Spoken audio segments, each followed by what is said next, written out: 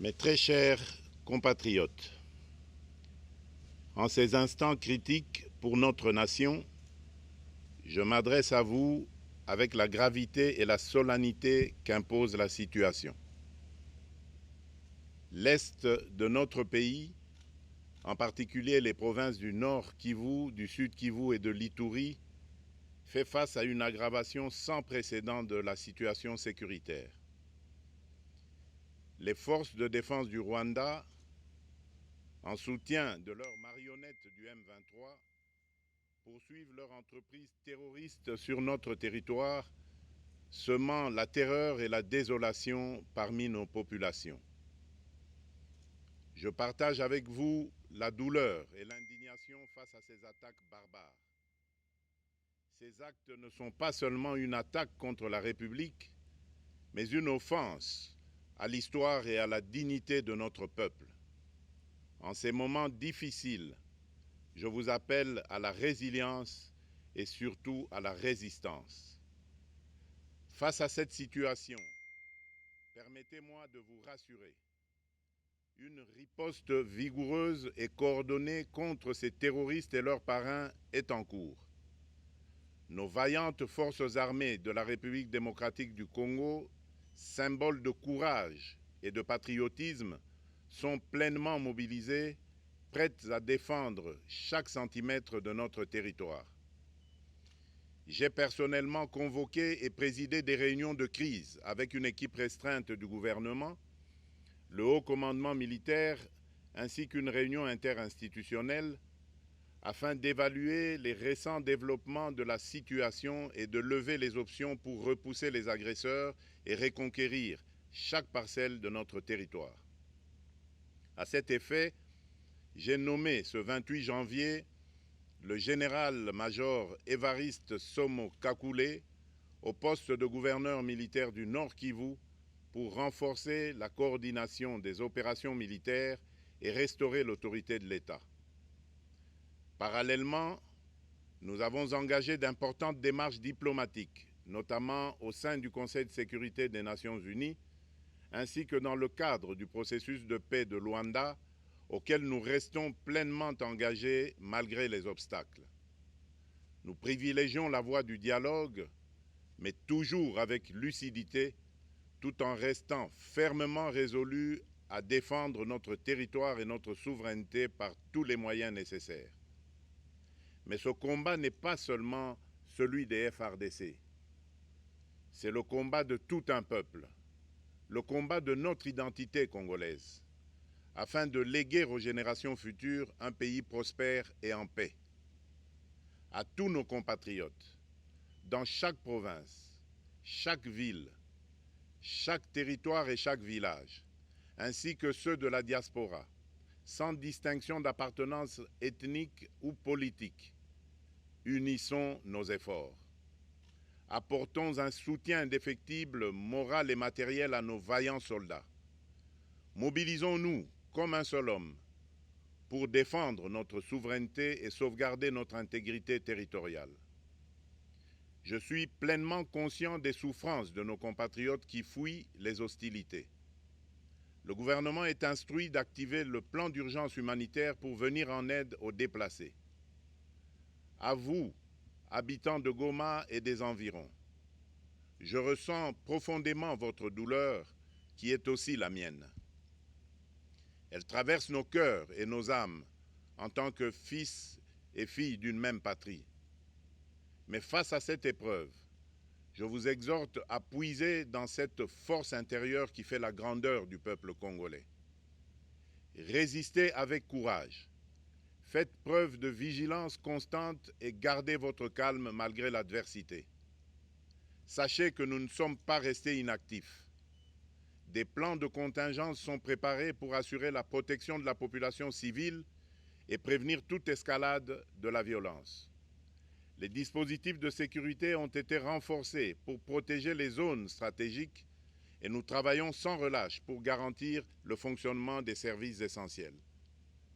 Je tiens à rendre un hommage solennel à tous ceux qui ont payé le prix ultime dans cette lutte pour notre dignité et notre souveraineté. J'ai une pensée pieuse pour le général-major Peter Chirimwami, gouverneur militaire du Nord Kivu, tombé les armes à la main. Je m'incline avec respect devant la mémoire de tous nos militaires et de tous les Wazalendo tombés sur le champ d'honneur. Je pense aussi aux soldats de la mission de la communauté de développement d'Afrique australe, la SAMI DRC, qui combattent à nos côtés, aux casques bleus de la MONUSCO qui ont sacrifié leur vie pour la paix, ainsi qu'aux innombrables civils victimes de la barbarie ennemie. Leur courage et leur sacrifice ne seront jamais oubliés. Et nous portons leur flambeau avec la ferme détermination d'achever leur noble combat. Je voudrais ici interpeller directement la communauté internationale et l'Union africaine. Le Rwanda continue de violer ouvertement et sans scrupule les principes fondamentaux de la Charte des Nations Unies ainsi que les accords régionaux. Pire, ces agissements se déroulent dans une impunité totale et ce, avec un mépris manifeste des règles internationales et des valeurs que ces institutions sont censées défendre. Cette attitude arrogante, qui ne cherche même plus à masquer ses forfaits, est une provocation inacceptable à l'égard de notre souveraineté et de la stabilité régionale. La présence de milliers de soldats rwandais sur notre sol, leur soutien politique, logistique et militaire à leur pantin du M23, ainsi que leur implication dans l'exploitation illégale de nos ressources naturelles, nous conduisent tout droit à une escalade aux conséquences imprévisibles, mettant en danger toute la région des Grands Lacs. Votre silence et votre inaction face à la barbarie du régime de Kigali et aux atrocités perpétrées par ses supplétifs sur notre territoire constituent un affront non seulement à la République démocratique du Congo, mais également aux valeurs universelles de justice et de paix. Le peuple congolais prend acte de cette passivité qui frôle la complicité. Soyez sûrs d'une chose, la République démocratique du Congo ne se laissera pas humilier ni écraser. Nous nous battrons et nous triompherons. Congolaises et Congolais, l'heure est certainement grave, mais notre détermination est encore plus inébranlable. Ce moment critique nous offre l'opportunité de montrer au monde ce qui fait notre force, c'est-à-dire notre unité sans laquelle tous nos efforts seraient vains. Je vous appelle à être vigilants, mais à ne pas céder à la haine, aux divisions ou à la violence. Je condamne avec la plus grande fermeté les actes de vandalisme et de pillage qui ont visé certaines missions diplomatiques accréditées en République démocratique du Congo, ainsi que des intérêts privés dans la ville de Kinshasa. Ces comportements irresponsables dénaturent l'expression saine de notre colère face à l'agression barbare nous imposée et jettent une ombre sur les manifestations pacifiques de soutien à nos vaillantes forces armées qui luttent avec courage et abnégation pour défendre notre souveraineté. Notre engagement doit rester ferme et discipliné.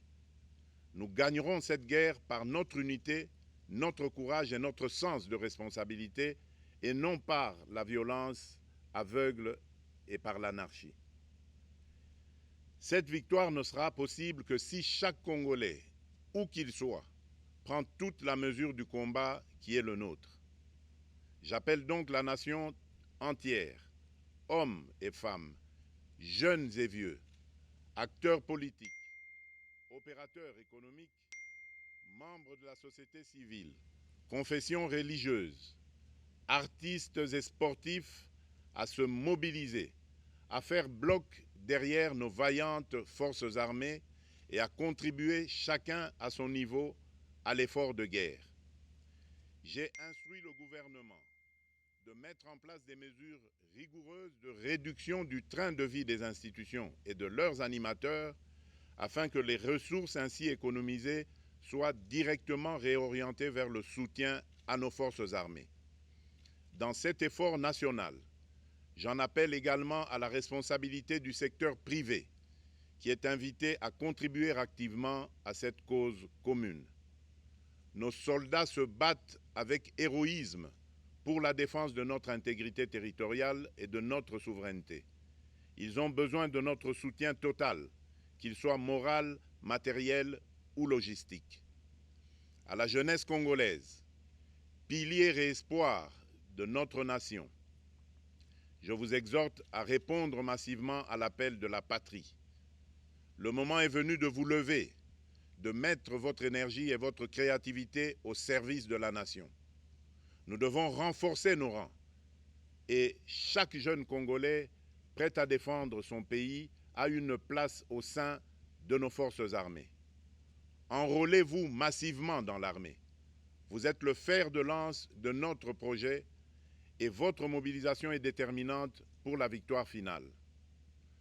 Aux braves populations du Nord Kivu, du Sud Kivu et de l'Ituri, vous êtes le symbole de la résilience congolaise, une source d'inspiration pour toute la nation. Vous n'êtes pas seuls dans cette épreuve. La République tout entière se tient à vos côtés, unis dans l'espoir et la lutte. Ensemble, nous ferons face et surmonterons cette épreuve.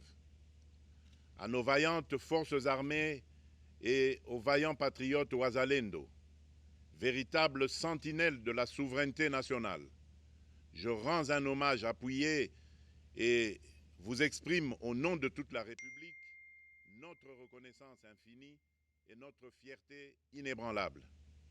Votre bravoure, votre discipline et votre engagement sans faille inspirent et mobilisent tout un peuple déterminé à défendre son territoire. Sachez-le, la République ne vous abandonnera jamais. Votre combat est le nôtre et vos sacrifices ne seront jamais oubliés. Vous incarnez l'honneur de la nation congolaise. À tous mes compatriotes d'ici et de la diaspora, la République démocratique du Congo ne pliera pas. La République démocratique du Congo ne reculera pas. Je ne vous abandonnerai jamais. J'en fais ici le serment. Le soleil n'a pas cessé de briller sur notre patrie. Ensemble, main dans la main, nous surmonterons cette tempête et nous ouvrirons une ère nouvelle de paix et de prospérité pour les générations futures. Que Dieu bénisse la République démocratique du Congo et son peuple. Je vous remercie.